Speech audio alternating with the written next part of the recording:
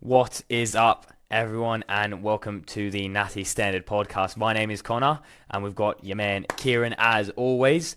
So this one is well overdue. Haven't done a poddy in a bit, and the reason why is because your man is in a sling. Um, so today's podcast is literally all about Mr. Kieran and talking Yeah, about everything that's been going on recently with your boy and yeah, going into depths. So I pass it over to you, my friend. What has cheers, mate. been going on? Uh, yeah, quite a lot actually. So, what was it, three and a bit weeks ago? I was Yeah, something like training that. absolutely fine. Everyday session. Was finishing off my session, which was chest and arms. Great session. And doing tricep dumbbell skull crushers. Yeah, literally last set, last couple reps was back like that, and then bang, shoulder dislocated. So fully popped out. Thankfully, popped back in on its own accord. But yeah, popped out and went backwards on itself. Uh, and yeah, went back to the flat, and then thought, best go A&E really. So next day I had to go to A&E. Sat there for 4 or 5 hours as per usual in A&E, Yep. and then yeah, got told, yeah, you may have torn something. So I'm now on the waiting list for MRIs. Well, that's So the we'll thing as well. figure out. Like, so obviously when it happened, you text me and you were like, well, you voice noted me saying like, "Oh, bro, I fucked up. something's Yeah, happened." But when yeah, when it actually when it popped out, right? Because I'm imagining that was it with just the one dumbbell or two dumbbells? one dumbbell. Yeah. So one dumbbell, right? So you're doing it just with that arm. Did you let go of the dumbbell, or did that dumbbell follow you round? So the dumbbell, because it was like that, it kind of went to the side. It dropped and I kind of rolled with it Right. Okay. off the bench. So, Yeah. Because originally I which is a was bit of like a in saving my grace, head. really. Yeah, in my head I was like, it was like a Lego Man arm. Like it Yeah. just rotated around 360 degrees. To be fair, that's what it looked like anyway. Yeah. Mate, because when I did it, I remember looking to the side and I was like, it was just like just a divot. I was like, that's not right. I said, don't think my shoulder's meant to look like that. And then, yeah, rolled off. It popped back in, thankfully. So they call it like a subluxation, I think it is. Yeah. So not a full dislocation, obviously, which is thankful, really. I've still, obviously, as you can see earlier, when I did move my arm like an idiot, I can still move the arm, so I can move it out in front of me to the side. Not obviously not that, yeah, to the side like Yeah. that. The main issues I've got is across the body, behind the back. Behind the Can't do that. back. Yeah. And obviously, No as you can major pressure imagine, or anything. no like kind of weightlifting, which is the bit we go on to next. Is that I haven't been haven't stepped foot in the gym in probably 3 weeks now, which is great fun. Loving that. Yeah. But I've because obviously I'm at a health based university. We have a rehab center there, so I'm being seen now. So hopefully within the next week or so, I'll be getting rehab Some kickstarted. sort of rehab, yeah. Yeah, just get it under the way. So Well, that's the thing as well. Today we were supposed to be driving up to Frimley, right? yeah, And popping in and getting an MRI done. And literally as I was half hour making my before. way to literally as I was making my way to Kieran's to drive up to Frimley, they were like, "Yeah, bro, don't come. The machine's broken." Yeah, yeah, which is typical. I mean, to be honest, I went through the same. So it's Vista Health that I go through, and I could stand here and say some unpleasant things about it. But actually, to be fair, I had an MRI on my back done a few years back, and they were class. They were brilliant. Couldn't really fault them at all. But they did have the same issue the machine's not working. Now I think as a company they've got almost like mobile MRI. I think it's almost like a massive trailer thing, Right. which looks pretty sketchy when you go to it, but it's brilliant inside. But yeah, when I went for my last one, that did the same thing. Um, Machine shut down. Thankfully, I got my MRI done that day still at my old one. But yeah, this time called them up and they went, yeah, we've cancelled all appointments until midday. Right, okay, back after some technical difficulties. Everything stopped working, but we are back. So, where we left off, obviously you were saying that you've dealt with the this kind of organization before anyway, when Yeah, when you've yeah. gone to get all your MRIs and that done. Was that for your hernia? No, that was for my lower back. So about 5 years ago, Yeah. hurt my lower back doing deadlifts, which is great fun. And then thought, yeah, best get an MRI on that done as well. And yeah, so went through the same channels because for anyone that's gone through the NHS before, they're not exactly the best. Yeah, bro, you'll be waiting for like 6 to 9 months just to get an MRI. Well, this is the thing: is I'm also going through. I paid for this through Vista Health for this MRI, which obviously had to reschedule. But I'm also being seen by the NHS. Now, I had a consultation with them about getting an MRI as well done, and they said, "Well, we need to give you an MRA, which is obviously that's where they inject like a dye into your shoulder. Shows whether you've got any like labral tears, capsule tears, and it's really accurate, which is good." Now they've said to me, "Oh, with it, you're a high risk of redislocating it again. We need to get you seen soon." So I said, "Well, when do you think you'd get me in for?" They said, "Well, high priority case, so within the next 3 weeks, hopefully." Now, if this was a private organisation and they said to me within 3 weeks, I go, "Oh, cool, nice, that's perfect." But we are talking about the NHS.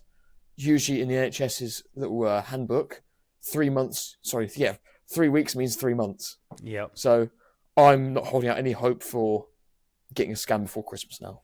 Yeah. Hence why I've kind of been pushing to get it done through Vista. Yeah, because I thought, because even though an MRI isn't as accurate as an MRA, it will still tell me whether I've got anything substantial in there that's gone wrong. If there's a minor tear, they might not be able to pick it up. But for the bigger stuff, that's going to be, detrimental to one, prep, two, just weightlifting in general, and three, just everyday life really. Yeah. I need to have an answer for it, and also with rehabilitation, I need to know what the diagnosis is before I get given exercises, because otherwise. Well, that's exactly why I just straight away wanted to talk about the MRI and MRA, because you mentioned that you're hopefully starting rehab with your uni, but you can't until.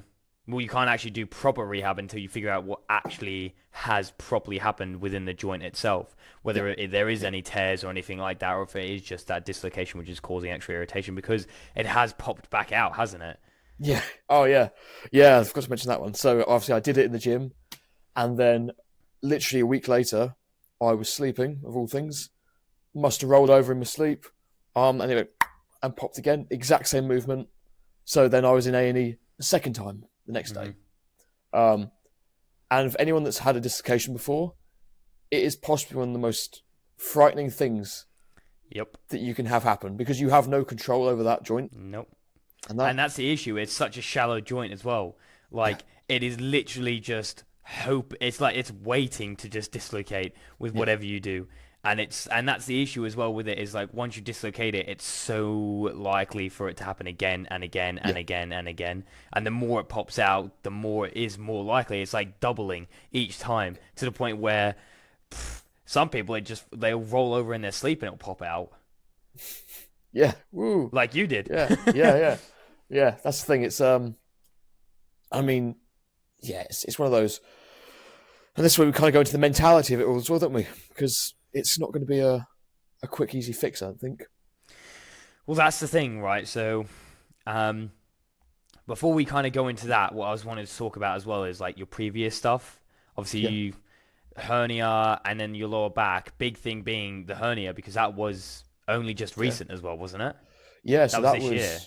April. I did it was like early year, I think. Yeah, it was April, May. That I had an inguinal hernia done. Got that during prep last year. So literally it was about a week before British finals for PCA, I was lifting. I still actually to this day, I don't know exactly what exercise it was that did it. It was either T-bar rows or hack squats that caused it. I mean, I guess it's kind of beneficial that I didn't realise when it exactly happened. But all I remember was getting tanned up at the PCA. Obviously, you've got your sock covering your dignity. And I remember looking down and thinking it was like flat, and it was like, boom, little bump. I was like, oh, that's not normal. So I remember saying to Reese, my coach, I was like, mate, I think I might actually have a hernia, And he went, right. So I showed him. He was like, mate, he said, after PCA, go to the doctor to get that sorted. Lord and behold, had them check it out. They went, yep, you've got a hernia. I was like, oh, brilliant. Now, obviously, hernias, they're not one of those things like they heal themselves. It's not like a little cut or a scrape or like a little muscle sprain that will go away in time. The only way to fix a hernia is for surgery, sadly. Now, that obviously brought up a whole a whole range of flags of question marks of, oh, damn it, how long am I going to be out for? Because obviously, inadvertently, I'm going to have surgery for this.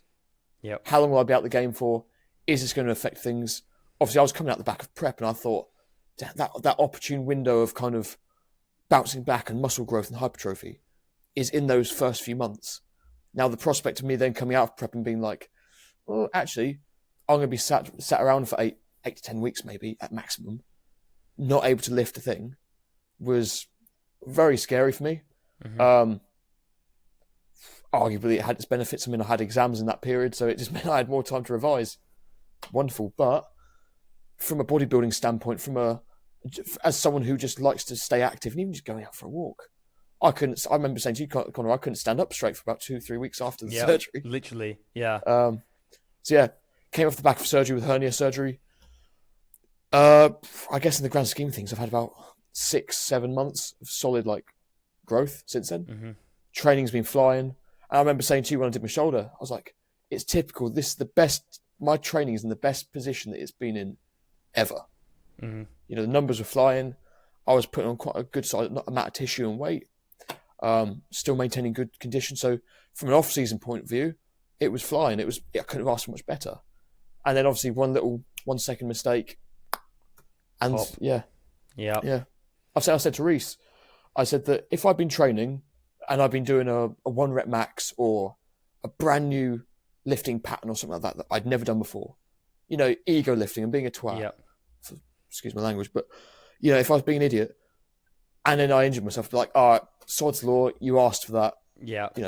Deal with it. But doing a bog standard exercise, but not so much, it's not like you're fucking loading off 30, 40, 50 kilos on that. No, 16 kilo dumbbell. I mean, I was doing sets of 15. It was more of a burnout set, really. Yeah. Obviously, it did a bit more than burn me out, but it wasn't it was more of a fatiguing exercise more than one that I would have expected to have a shoulder injury. Yeah. I mean, if anything, I would have expected my elbow or my tricep to have gone before gone. Exactly. Yeah. So that's when you told me, I instantly was like, how has that actually happened? What position did you have to be in?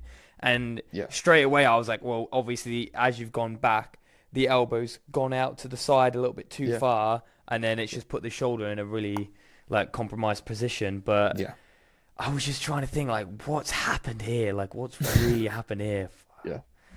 Yeah. So unfortunate, man.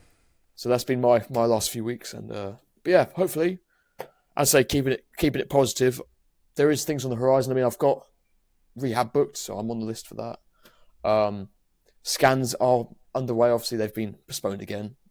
But hopefully, within the next few weeks, we'll have at least an answer. Yeah. Whether it's the full one, we don't know, but fingers be made. Yeah. Fingers crossed. And then we come back better.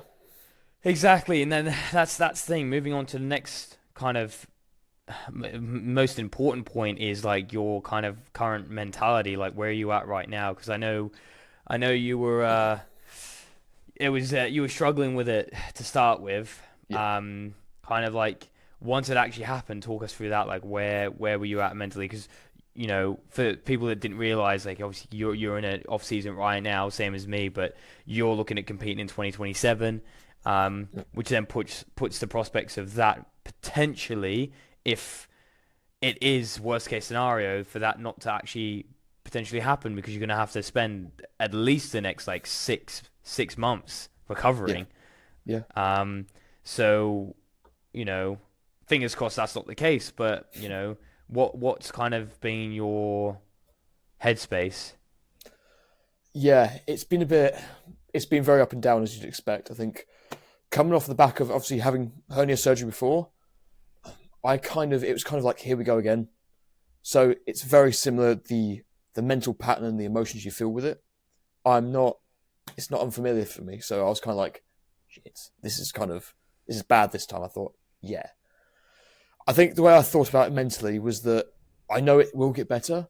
Mm-hmm. Obviously it's a matter of when, but as like you touched on, with regards to the prep in 2027, that has been the biggest, I think, mental difficulty for me to process at the moment, is that I like to have something set out and planned.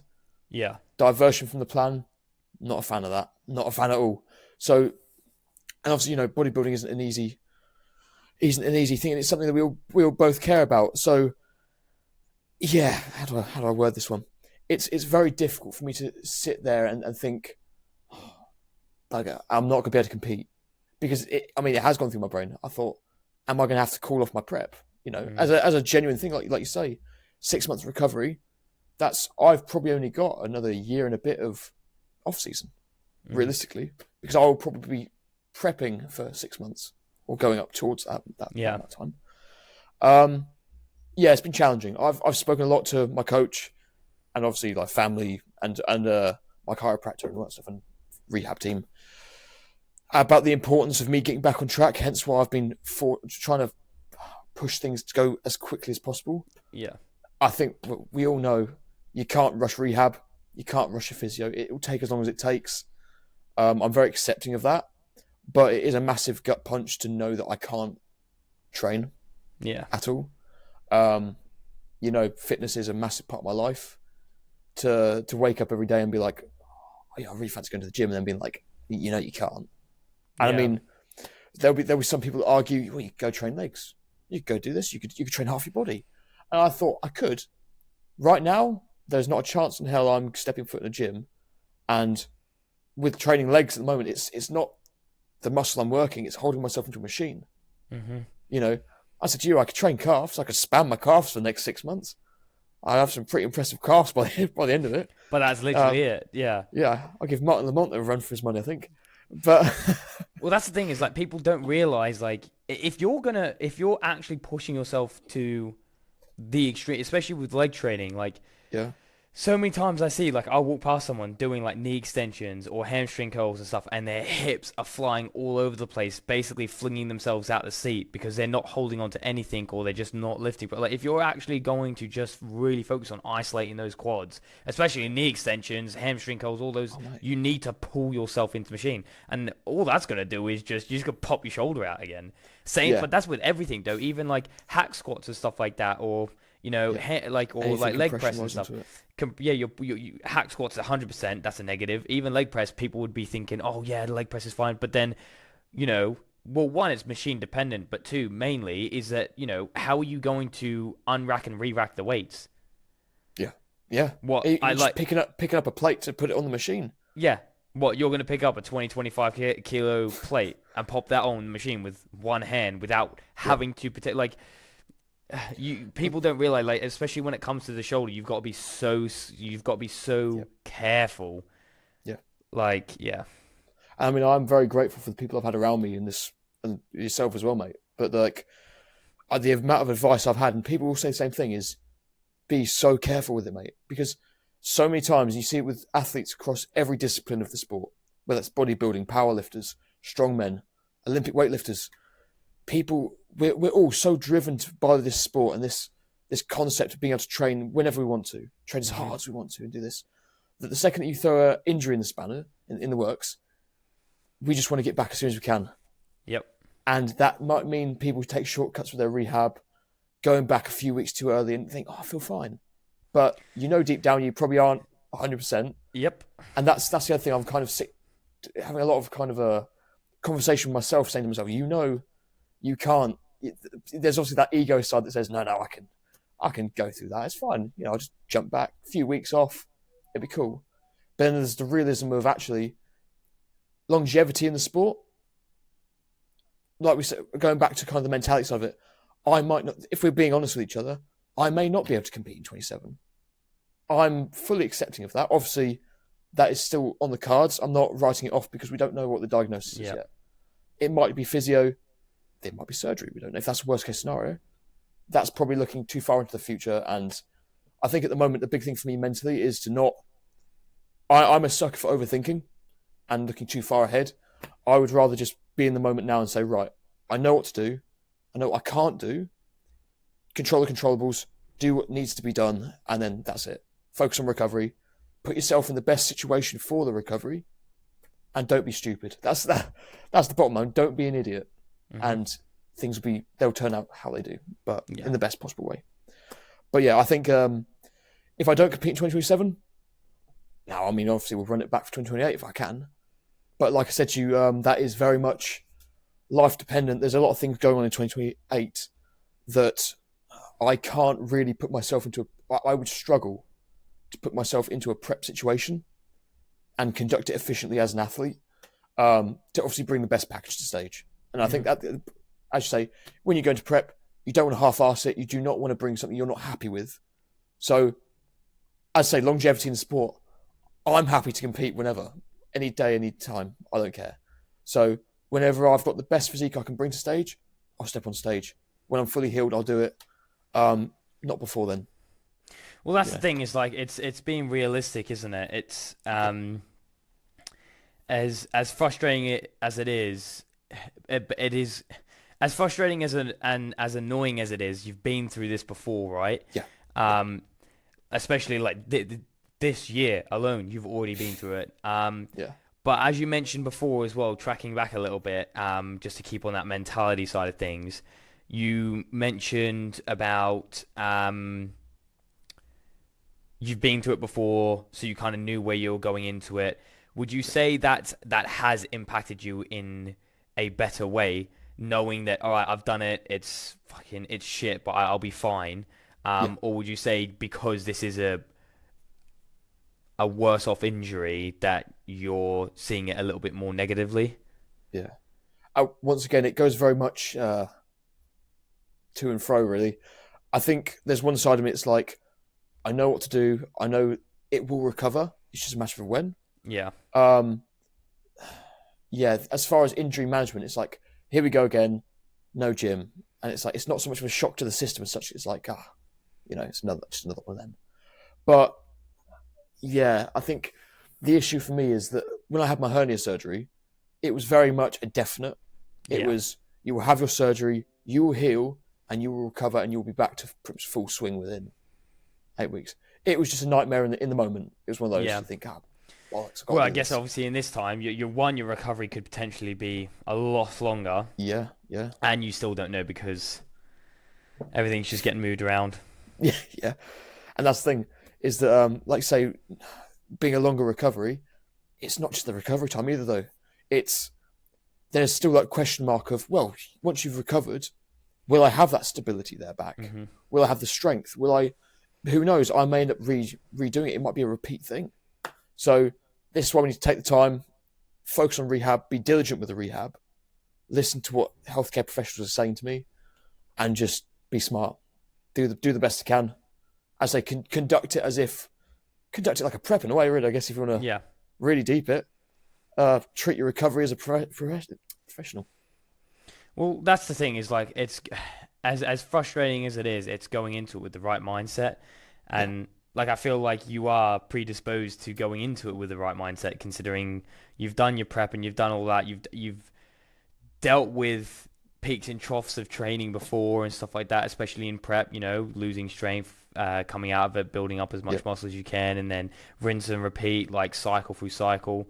So I feel like if you do treat it in a way of prep, it's probably going to be better on you mentally. But it is just frustrating. So speaking on that 2027, then obviously me and you were hoping to compete, and for that prospect, I'm obviously going to be competing. Fingers crossed I don't get an injury. We'll see. But yeah, hopefully I don't. But in that 2028 season, if that were to be the case, obviously me and you have spoken offline about this. Yourself, you're going into clinic, aren't you? So you'd be working. You'd be doing what's it called? Chiropractic treatment. Yeah, so you'd be doing all that. You'd be basically all the years of doing your university degree and everything like that would be going into practice basically for that year. Yeah. And so that being the case where you mentioned, obviously, 2028 could be pretty difficult for me. And that would just be through workload in that. Yeah, at the end of the day, so going to clinic, there becomes bigger priorities than a prep at that point. Obviously, I'll be treating patients. It's my final year of university. I need to be switched on. I can't really, and obviously taking the time off. I don't know where I stand with time off, and also the hours when you're not in clinic, you're doing coursework and you're doing other things. Maybe perhaps an earlier year season, a bit like AJ Morris did. Yeah. So hit up the earlier shows. Then maybe obviously if it's qualifiers, I could then rest for most of the year and then jump back in for prep for British finals at the end of the year. Yeah. That's kind of the best case scenario I can think for 2028 if I was to compete. If you really want to look into the future, 2029, I could do that. I mean, I will graduate in 2029. So technically there will be that freedom of time and stress reduction as well, which was good. Yeah. So I'm not ruling out anything at this time. As I say, there'll be some people who say, I'll never compete again. That's it. I'm washed. I'm done. I can't do it. I don't care. I'll compete whenever. So if not 2027, 2028. If not that, 2029. Yeah. If not, we'll keep running it back because I will step on stage again. When that is, I don't care. The sooner the better, but we'll do it when it's right. We'll do it when the time's right for it. Exactly. And that's the thing is like having that mindset of, it doesn't really matter. It's still going to happen. You're still going to compete. Like, like we've spoken offline where if it's a case of, you finish one of your treatments or whatever like that in 2028, I'll be outside in the car driving you up, go, you to the show. But, if you have a love of the sport, if you have passion towards something, you're going to make it work, right? So, 100%. And that's the big thing where I feel like a lot of people are lost on it, where they just go, oh, the smallest thing happens and they go, oh, I'm done. I'm never going to do this again or whatever. It's like, well, then you obviously never cared about it then. Was it all or nothing? All or nothing kind of stuff. All or nothing. When actually what it should be is all or something. Yep. If you can't do 100%, do 50%. Yeah, do something. Yeah. Just keep putting the effort in. Keep showing up. And you will be rewarded for your perseverance. Yeah. But yeah, so it just makes everything that much sweeter when it happens, doesn't it? Exactly, and that's the thing where obviously me and you were talking about it as well, where you were saying like how it is kind of like it is weighing on you mentally and it's really irritating you, but then just talking about the whole thing of like it's gonna make that victory so much more sweet. Yeah, like that victory is just gonna be stepping back on stage after everything, knowing full well that you have just been through some pretty frustrating times physically and mentally, to then still step on stage and smash it.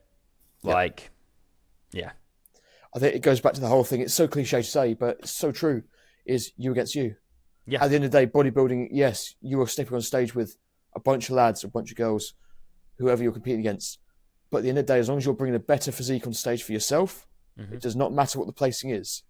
I mean, if I step back on stage and I look, and I'm sure I will, I'm saying it right now, I will look completely different to what I did in my first season. And I can't wait to showcase that. Yeah. Now, will I place better or worse? To be honest, I'd love to say I'd place higher. I'd love to say I'll win shows and do this, do that, the other. If I don't, the sheer fact that I've gone through things and still stepped on stage after that, that's a win in my book. And the big thing is it's always about looking better than yourself, not looking better than everyone else. Like, obviously, yes, we all want to fucking win. Like, everyone wants to win. And if you say you don't, you're lying, right? But as long as you step on stage and you have done better and you've beaten your previous physique or whatever, or your routine and your posing is so much better than the last time, like that's what really matters, because you have then made progress. It's not just about making progress in placings or winning shows or whatever, it's making progress on yourself as well, right? So that's the most important thing. And I feel like as long as you approach each show like that, it just makes you appreciate it so much more, which I'm looking forward to do in my 2027 season, or when I compete next. Is all I care about, right, is stepping on stage and looking better than where I was, that time this year. Like, or this, like, that's all I care about. And if I win from that, or if I place better from that, then perfect. But yeah, it's yeah, it's frustrating though. It's frustrating though, but we move. We move. Mate, this is the cross we bear as natural athletes as well, because we can't just take BCP Yeah, and we can't take recover that. in a heartbeat. Yeah, exactly, exactly. That's the most frustrating part. Shout out to Tom Stockton as well, because I actually had a really good conversation with him, because I said to him, I was like, obviously, for those who follow Tom, he's had previous shoulder injuries, slap tear, I believe it was, and some other stuff. Now, I said to him, he was like one of the first people I went to. I was like, right, what supplements do you take? What tips do you have, mate? And he sent me through all sorts of links for like curcumin and some other things from like Trained by JP, all these good brands and that. Nah, brilliant. That's something you need to have, those kind of people in the space, in the natural scene as well. Because for all intents and purposes, you go online and look for recovery supplements and all that, you could be putting anything in your body. Mm-hmm. You know? And that's what I said to him. I said this to Reese. I need something that's, you know, obviously WADA approved, because there's no point in going through a whole recovery phase and then being like, you've been taking peptides for the last 6 months. You can't compete anymore. Yep, Great. exactly. So then what's the point? Yeah. So, well, in saying that then, before we move on to our last topic, people around you then, like, who have you been kind of like, not even just like people that you specifically know in essence, but just like, has there been a certain figure that you've been looking towards to kind of help you mentally or help you kind of just consolidate all your feelings? That's a really good question, actually, mate. That's a really good question. Jesus. Do you mean like emotional support, or just like as an inspiration? Literally, inspiration, emotional support, like literally anything. Like, what has been, obviously you yourself are helping you through this, you know, the people around you, talking to people and everything, but is there anything specifically where you would say, like right there where you mentioned that Tom Stockton has been an absolute like champion in the fact that he's given you all this support and all this advice, which is one in itself, but is there anyone else that you've seen online or anything like that, you know, Olympians or whatever, who have done the exact same thing and that's helping you in the background, like just by watching them or whatever? I mean, immediate people that I've been speaking to and that have helped me in ways. Obviously, Reese has been an absolute gem with that. Obviously, as a coach, it's not just about training; it's about the mentality side of things as well. Reese has been there every step of the way. When I've messaged him and said, "Mate, you know, if I'm having a bit of what he did the same with my hernia surgery. If I'm having a bit of wobble, message the coach, have a chat with him, because you'll probably get the most unbiased response from a coach. If it's a good coach, he will give you the real side of it, and he's been really supportive of it, and it's great. Obviously, we're both aware of what the situation is. Obviously, training is not going to be in the picture for a while, but we know that. We just know that really mentality and recovery are the main two things we can focus on. Those are the box ticks. Family, obviously family. I'm about 4 hours away from my family at the moment, so it's a bit of it's not the ideal situation. Obviously, you know, you're a phone call away, but it's not always the same. My flatmates, they've been great. I mean, I got driven to hospital by my flatmates, which is obviously I really appreciate that. And all that kind of stuff. So that's the immediate side of it, I'd say. And yourself, Connor. You know, can't miss you out, mate. Because obviously, like you say, I dropped you a message. I was like, "Are you free at the weekend?" Which obviously, what for, mate? Or do you fancy driving me to Frimley for an MRI? Yeah, cool. And without really that much hesitation, you were like, yeah, of course, mate. And those are the kind of people you want around you. You know, it's not just in the good times; it's in the shit of it, really. That you need people around you that are going to help. And no, I do really appreciate that, mate. As far as external sources, so Olympians and whatnot. I mean, the go-to one I can think of is Chris Bumstead. Yep. The man came out of the Olympia and has been rehabbing his shoulder for months and months and months. And I've been watching a lot of his videos. Obviously, what he did, I believe forgive me, it was a rotator cuff, wasn't he? He did. I'm pretty sure it was a rotator cuff. Obviously, like, as well with every other Olympian, like snapping hamstrings and tearing biceps and all these different things. Like, you know, I think it was 2024 he stepped on stage with a torn bicep. I think it was like 2 weeks pre-Olympia he tore his bicep in 2024, I think it was, or 2023. Yeah, because 2024 was his last one. Yeah, 2024 was last year. So 2023 it was. But yeah, obviously since retiring, all he's been doing is just rehab, rehab, rehab. I've been seeing it all on Instagram as well, watching it. And that's the thing. It's like I think and he still looks insane, even though he's been doing all this rehab and that. And it kind of gives me that. No, I know he's not 100% natural. I'm not going to say anything about that, but it kind of gives you that realization that it's not the end of the world.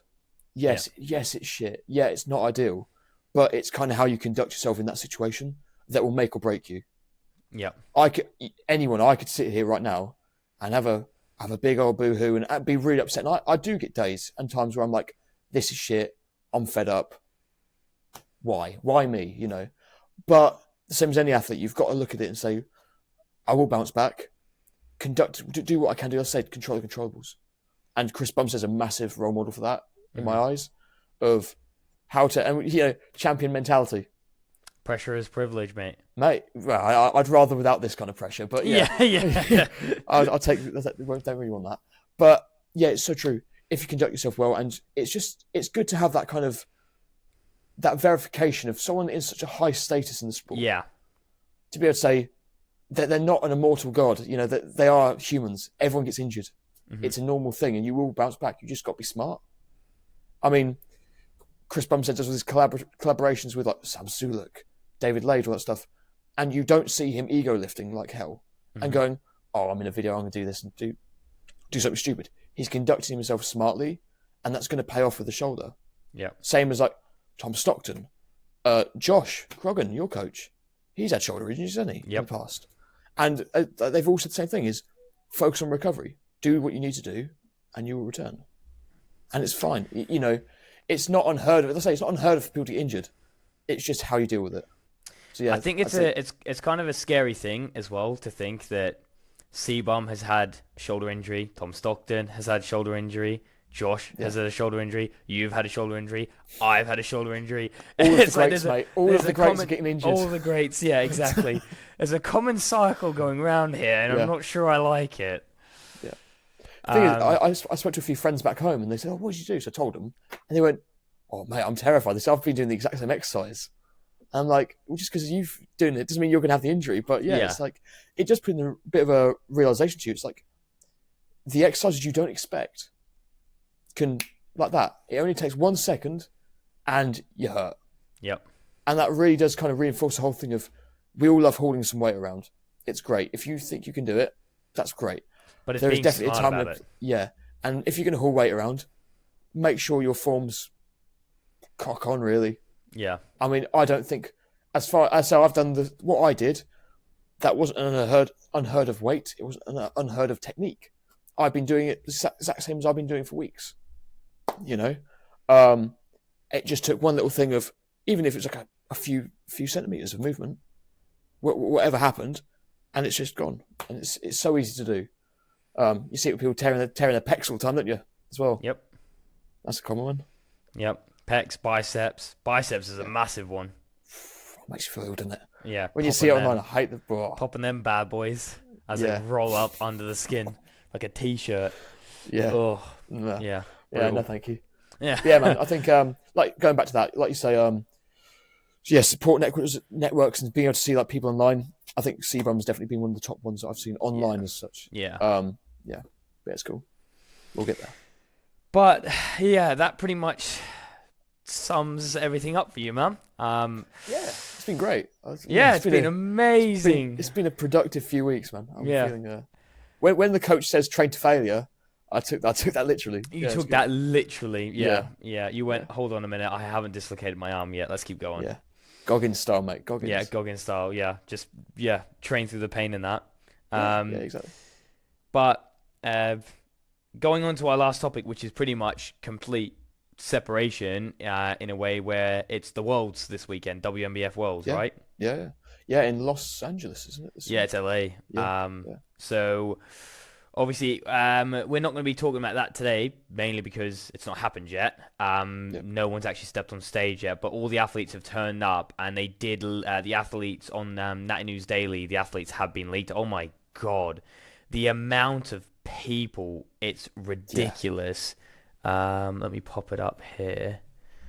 Uh, I think, as far as I'm aware, obviously I haven't really kept to date with it for the last few weeks, but obviously we've got Jovan. He's competing in men's physique. Solomon, so who we've obviously got got yeah. his. So we got where is it here? Men's bodybuilding, men's pro classic physique. No, Some decent men's classes. physique, mate. There's so many. So Yeah. men's physique short. Is there anyone in there that you're aware of? I Oh, don't know any crikey. of them. Pro men's Men's physique, physique short. medium. Sorry, man, I can't. Can you zoom in a little bit? Sorry. Yeah. Ah, it doesn't Sick. zoom in the picture, Cheers, unfortunately. cheers, mate. Yeah. Thanks, Um, Instagram. So we've got Rafael Diaz, Desario Smith. Sorry for there's Solomon. Solomon's right there. Yep. Men's Yeah. physique short. Cool. 247. Nice. I don't know anyone else there. Obviously, this is what we forget is it's not just English No, athletes, is literally it? everyone. Yeah. Men's physique tall. I think Jovan will be in medium, I believe, if they're doing that. Let's say men's physique medium. Jovan. Yeah, Jovan, he's there as well. Nice. What else we got? We got here We've got pro bikini. Figure. We've got Ella competing. Yeah, so that's bikini. I think that's all back at the start. There's so many pages. So that's all masters. I don't really know anyone in masters. No, I don't really. Women's bodybuilding. Lightweight. So that's men's bodybuilding lightweight. Middleweight. Brandon Gee. That's the lad that obviously I follow on Instagram. Nice. So he won his pro card this year. And then we got. Where's Figure? I think she's figure this year. Is there not Figure? Might be There it bikini is. then. Pro Figure, yeah. Huh. She's not in that one. I did see a picture of her there, though. They did a picture. Yeah. Unless she's doing Figure. unless she's doing bikini or athletic, whatever it is. Bikini tall. Nah, she's not there. Is she doing bodybuilding? I don't know. Maybe. I don't know. One sec. Let's have a look. Let's have a look. Zoe there's a few- Lemming. She's pro women's bodybuilding. Let's have a look.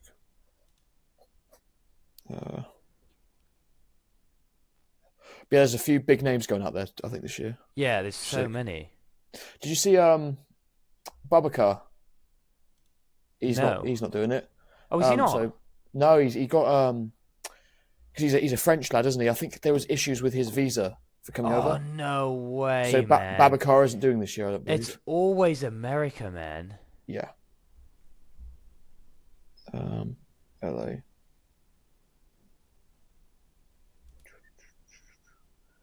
No, she's definitely competing.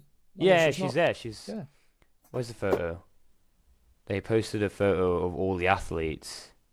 Well, I seen a photo somewhere. It's with on their all the story, athletes. I think. Oh, is it on their story? Yeah. On WMBF, sorry. Oh, WMBF, right.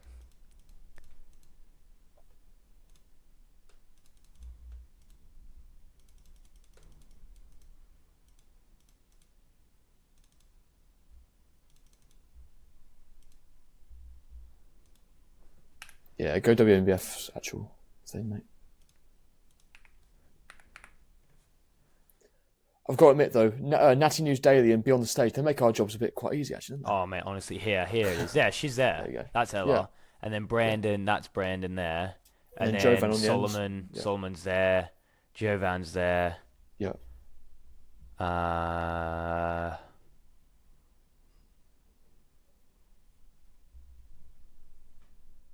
I do like the fact they all give them like a The shirt. uniform. I think that's so Yeah, sick. I freaking yeah, that's so sick. Kind of I a bit like wonder the what- Olympia kind of Team GB. Olympia stuff, yeah. I wonder what she's doing then.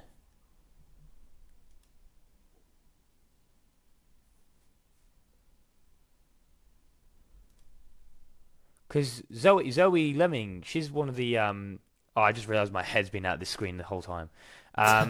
She's one of the one of the MBW athletes as well, isn't she? Yes, yes, I think so. Huh. Weird. Yeah, I can't see her anywhere on the list. Right. What's her Anyways, what's her actual full name? I said Ella Carverley. Carverley. Huh, weird. Carverley. Anyway, well, we'll see. Yeah. So we at least know Ella, Brandon, Solomon, and Jovan is there. Obviously, we got Alberto Nunez. I've been following him around for a little bit as well. He's disgustingly shredded, man. Really? Like, this guy is just like, Oh yeah. bruh, what is that? As a natural. Bro's not even flexing yet. Look at this, bro. And then we got Max as well. He's unreal, man. This guy is crazy. Yeah. Yeah, he was one of the pros at the Supernaturals. Look at that. Yeah. What the fuck is that? Yeah, I saw that for the other day. Bruh. Crazy stuff. As far as like future prospects for the obviously WNBF, or just future prospects in the natural scene in general, is there anyone in particular you're looking forward to seeing back up on stage? Because I've got a very quick shortlist of people I've been kind of seeing their off seasons. You send it first. So Brad Coxedge, men's physique. He cleaned up, not last year, year before, absolutely cleaned up, and it was insane. What did he actually? What was it, 2024? It might be 2024. He just did the earlier shows in the year, I think, actually. Look mega. Julian Chung, who's Jack Chan on Instagram.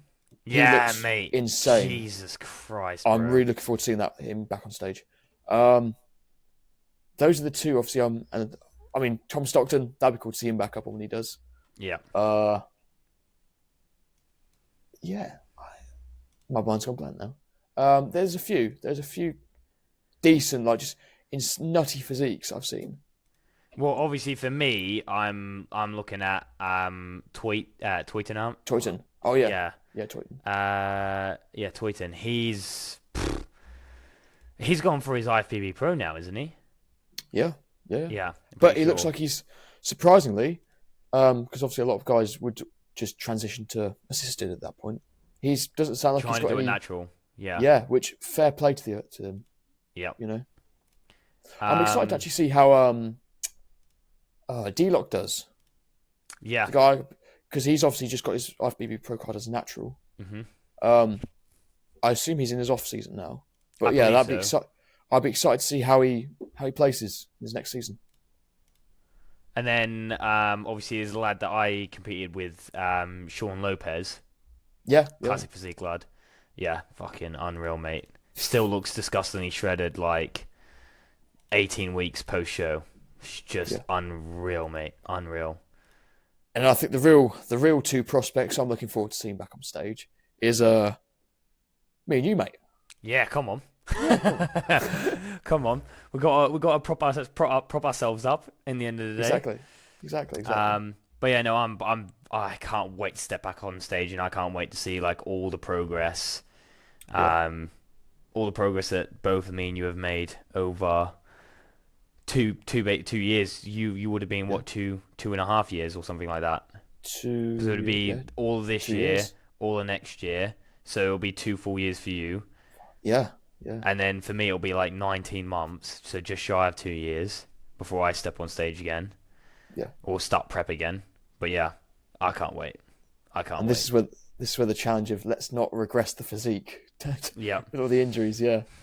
Yeah, steps back on stage after 2 years. Look at the progress. There was none. None. There's actually he looked negative. worse. Yeah. What's happened here? Yeah. Well, at least I've got a good story for it though. Yeah. No, it's going to be exciting times, man. Exciting times. Yeah. Ahead. Right, well, that brings us to the end of today's podcast. A little bit of a ramble at the end there, but looking forward to the WNBF World's results, which we will be talking about next week. So make sure you tune into that. Hope everyone has a great week, and we shall speak to you all. Well, you'll hear us within a week. Yeah. But yeah, right. Okay. Thank you for all the support, everyone, and we shall see you lot later.